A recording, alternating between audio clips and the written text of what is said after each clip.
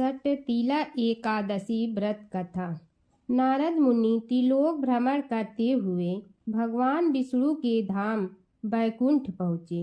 वहां पहुंचकर उन्होंने बैकुंठपति को प्रणाम करके उनसे अपनी जिज्ञासा व्यक्त करते हुए प्रश्न किया कि प्रभु, सटतीला एकादशी की क्या कथा है और इस एकादशी को करने से कैसा पुण्य मिलता है। देवर्षि द्वारा विनीत भाव से इस प्रकार प्रश्न किए जाने पर लक्ष्मीपति भगवान विष्णु ने कहा, प्राचीन काल में पृथ्वी पर एक ब्राह्मणी रहती थी। ब्राह्मणी मुझ में बहुत ही श्रद्धा एवं भक्ति रखती थी। यह स्त्री मेरे निमित्त सभी व्रत रखती थी।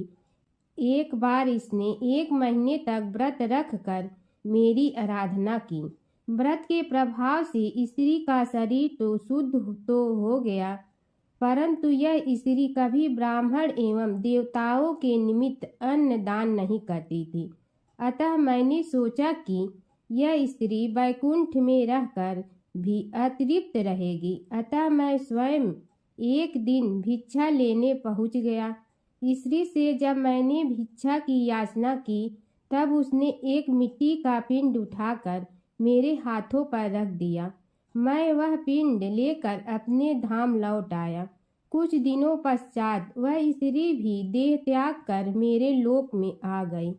यहाँ उसे यह कुटिया और आम का पेड़ मिला। खाली कुटिया को देखकर वह स्त्री घबरा कर मेरे समीप आई और बोली कि मैं तो धर्मपरायण हूँ, फिर मुझे खाली कुटिया क्यों मिली है। तब मैंने उसे बताया कि यह अन्न दान नहीं करने तथा मुझे मिट्टी का पिंड देने से हुआ है। मैंने फिर उस स्त्री से बताया कि जब देव कन्याएं आपसे मिलने आएं, तब आप अपना द्वार तभी खोलना जब वे आपको सटतीला एकादशी के व्रत का विधान बताएं। स्त्री ने ऐसा ही किया और जिन विधियों को देव कन्या ने कहा था, उस विधि से ब्रह्माणी ने सटतीला एकादशी का व्रत किया। व्रत के प्रभाव से उसकी कुटिया अन्न धन से भर गई। इसलिए हे नारद, इस बात को सत्य मानो कि जो व्यक्ति इस एकादशी का व्रत करता है और तिल एवं अन्न दान करता है, उसे मुक्ति और वैभव की प्राप्ति होती है। हालांकि हमारे शास्त्रों में कहीं भी व्रत करने का प्रावधान नहीं है। व्रत विधान के विषय में जो पुलस्त्य ऋषि ने दलभ्य ऋषि को बताया, वह यहाँ प्रस्तुत है। ऋषि कहते हैं, माघ का महीना पवित्र और पावन होता है। इस मास में व्रत और तप का बड़ा ही महत्व है। इस माह में कृष्ण पक्ष में आने वाली एकादशी को सटतीला एकादशी कहते हैं। सटतीला एकादशी के दिन मनुष्य को भगवान विष्णु के निमित्त व्रत रखना चाहिए। व्रत करने वालों को गंध, पुष्प, धूप, दीप, तांबुल सहित विष्णु भगवान की 16 उपचार से पूजन करना चाहिए। उड़द और तिल मिश्रित खिचड़ी बनाकर भगवान को भोग लगाना चाहिए। रात्रि के समय तिल से 108 बार ओम नमो भगवते वासुदेवाय का मंत्र जाप करना चाहिए। इस व्रत में तिल का 6 रूप में दान करना उत्तम फलदायी होता है। जो व्यक्ति जितने रूपों में तिल का दान करता है, उसे उतने 1000 वर्ष स्वर्ग में स्थान प्राप्त होता है। ऋषिवर ने जिन 6 प्रकार के तिल दान की बात कही है, वह इस प्रकार है। पहला, तिल मिश्रित जल से स्नान। दूसरा, तिल का उपटन। तीसरा, तिल का तिलक। चौथा, तिल मिश्रित जल का सेवन। पांचवा, तिल का भोजन। छठवां, तिल से हवन। इन चीजों का स्वयं भी प्रयोग करें और किसी श्रेष्ठ ब्राह्मण को बुलाकर उन्हें भी इन चीजों का दान दें। इस प्रकार जो सटतीला एकादशी का व्रत रखते हैं, भगवान उनको अज्ञानता पूर्वक किए गए सभी अपराधों से मुक्त कर देते हैं और पुण्य दान देकर स्वर्ग में स्थान प्रदान करते हैं। इस कथन को सत्य मानकर जो भगवत भक्त यह व्रत करता है, उनका निश्चित ही प्रभु उद्धार करते हैं। 11 माता की कहानी। एक बूढ़ी माँ ने एक बार एकादशी का व्रत रखा। बड़ी ही भाव भक्ति से पूजा अर्चना की। उन्हें वृद्धावस्था में क्या बाधा थी। वे तो अपने पुत्र पौत्र की सुख सुविधा के लिए व्रत रखने लगी थी। वे दिन भर तो जरा कठोर मन करके अपनी प्यास को रोके रही।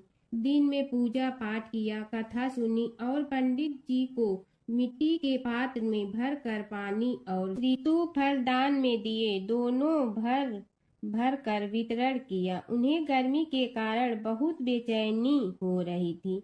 इस कारण से बड़ी देर तक पानी में पड़ी रही और पानी के कुल्ला करती रही, मुंह धोती रही। तब कहीं थोड़ा बहुत धैर्य बंध पाया। धूप तो तेज पड़ ही रही थी, इस कारण बार बार मुंह सूख रहा था।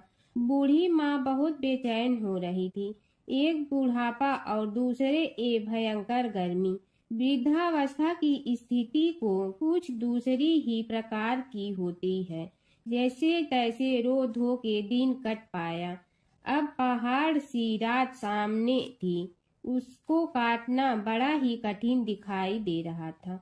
खटिया पर पड़े शांति नहीं मिल रही थी। वे बार बार करवट बदल रही थी। अनेक बार वे बाहर जाती और भीतर आती, उन्हें घर के अंदर शांति नहीं थी। वे पड़ी पड़ी एकादशी माता का स्मरण करती रही। वे कहती रही कि हे माता जी, आप मेरी लाज रखिए, आप ही मुझे शक्ति दे दीजिएगा जिससे मैं भली भांति आपका व्रत कर सकूं और ये पहाड़ सी रात शांति पूर्वक व्यतीत हो सके। प्यास के कारण बूढ़ी माँ की बेचैनी तो बढ़ ही रही थी। उन्होंने धैर्य रखने का बहुत प्रयास किया, किंतु सहनशीलता की सीमा टूट गई और वे घबराकर एकदम चिल्ला पड़ी। बोली कि बचाओ बचाओ। अम्मा का चिल्लाना सुनकर परिवार भर के नर नारी, बच्चे और पड़ोसी एकत्रित होकर बूढ़ी अम्मा की खटिया के समीप पहुंच गए। सबने पूछा कि अम्मा जी, आपको क्या हो गया है? आप क्यों चिल्ला पड़ी थी? आप इस वृद्धावस्था में एक कठिन व्रत क्यों कर रही हैं? अम्मा जी, शक्ति से ही भक्ति होती है। थोड़ी ही देर में वे फिर से बोली कि अरे, हमारे तो प्राण ही निकलने जा रहे हैं। मेरी छाती पर ठंडे पानी का घड़ा रख दीजिए। नातियों ने दादी की छाती पर ठंडे पानी का पात्र रख दिया। तब कहीं उन्हें थोड़ा बहुत आराम मिला और थोड़ी देर के लिए उन्होंने अपनी आंखें बंद कर ली। एकादशी माता ने सोचा कि ये बूढ़ी अम्मा है तो बहुत कठोर, जरा जाकर उसकी परीक्षा लेना चाहिए। वे आधी रात को मुर्गा बनकर टेर लगाने लगी। मुर्गा की आवाज सुनकर दादी जल्दी से उठी और बाहर जाकर आसमान की ओर देखा, किंतु आसमान में कहीं उन्हें प्रातःकालीन तारा नहीं दिखाई दिया। वे सोचने लगी कि ये मुर्गा क्यों और कैसे बोल गया है। उन्हें प्यास तो बढ़ ही रही थी। थोड़ा बहुत उनका मन भी विचलित होने लगा था, किंतु अंत में उन्होंने दृढ़ निश्चय किया कि मैं अब व्रत को पूर्ण करके ही छोड़ूंगी, चाहे भले ही मेरे प्राण निकल जाएं। ये सोचकर फिर वे खटिया पर शिथिल होकर लेट गई। थोड़ी ही देर में एकादशी माता ने उनकी फिर से परीक्षा लेनी चाहिए। एक छोटी सी बालिका एक गिलास में शरबत लेकर उनके सिरहाने खड़ी हो गई और जोर से बोली कि दादी जी, सवेरा हो गया है, आप हाथ मुंह धोकर शरबत पी लीजिए।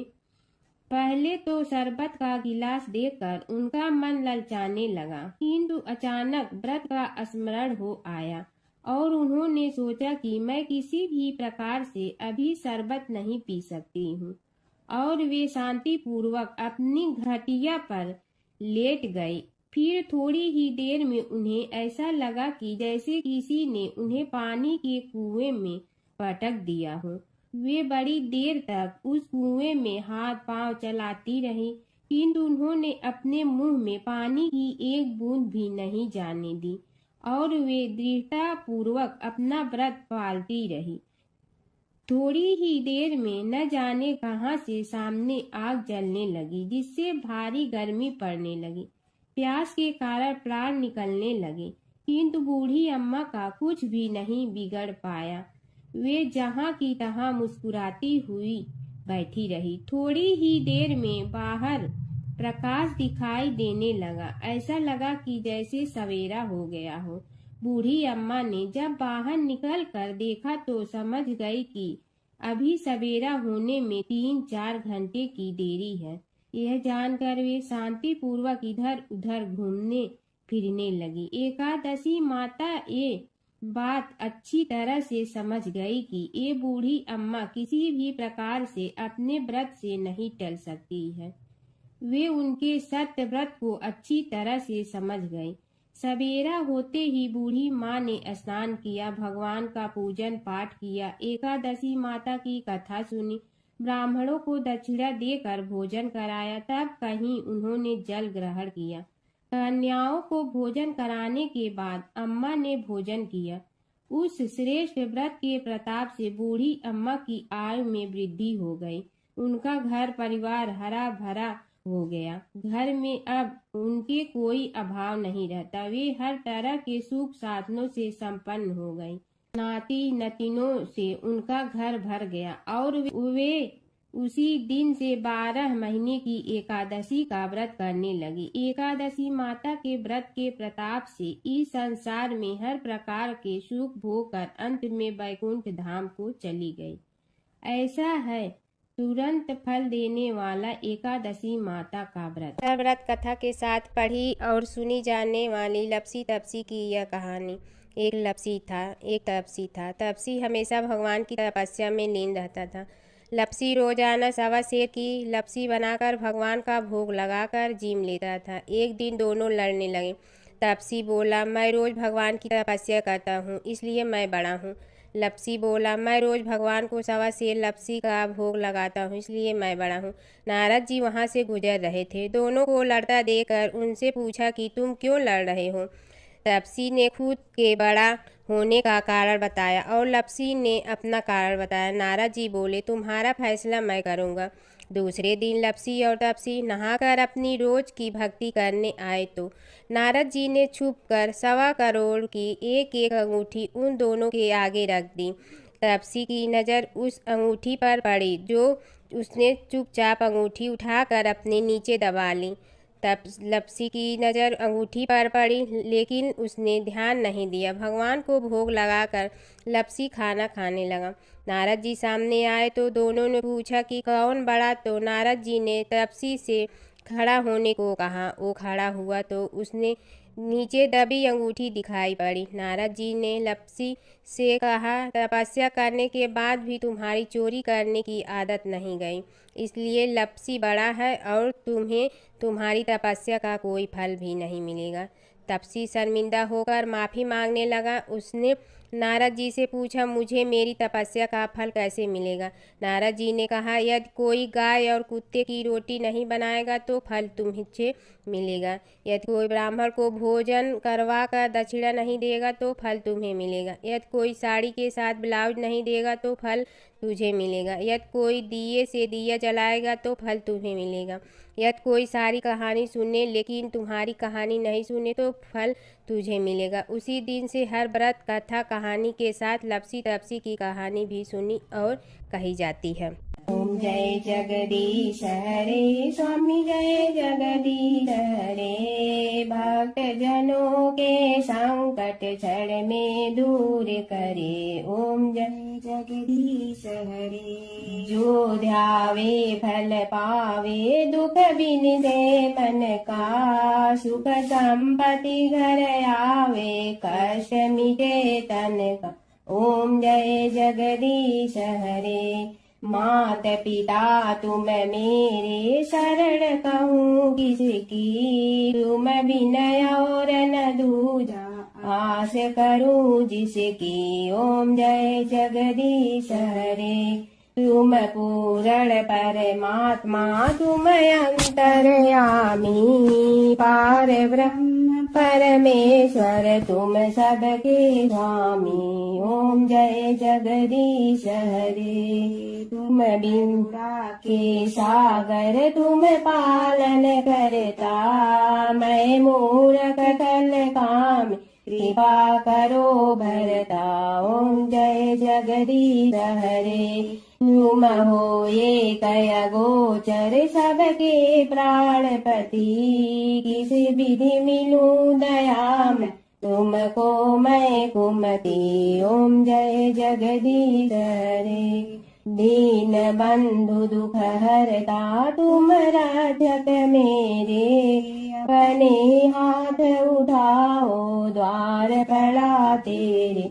ओम जय जगदीश हरे। विषय विकार मिटा पाप हरो देवा, श्रद्धा भक्ति बढ़ाओ संतन की सेवा। ओम जय जगदीश हरे।